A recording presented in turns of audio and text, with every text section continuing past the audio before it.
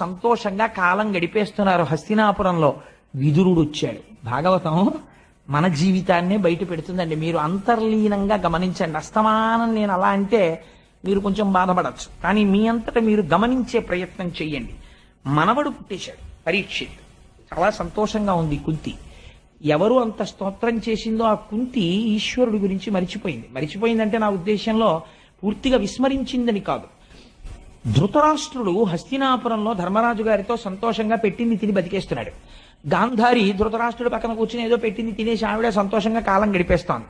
పాండవులు రాజ్యం వచ్చేసింది, వాళ్ళు సంతోషంగా కాలం గడిపేస్తున్నారు. పరీక్షిత్ మహారాజు పెద్దవాడు అయిపోతున్నాడు. ఉన్న ఒక్కగానొక్క నలుసు పెద్దవాడవుతున్నాడు, మంచి కీర్తివంతుడు, ఎటువంటి అవగుణాలు లేవు, పొంగిపోతున్నారు. విదురుడు వచ్చాడు. ఎప్పుడు రావాలో అప్పుడు వస్తాడు విదురుడు. విదురుడు రావడంలో భారతంలో ఒక గమ్మత్తు ఉంటుంది. ఎందుకంటే విదురుడు వస్తే మీరు గుర్తుపెట్టుకోండి, మృత్యువు గురించి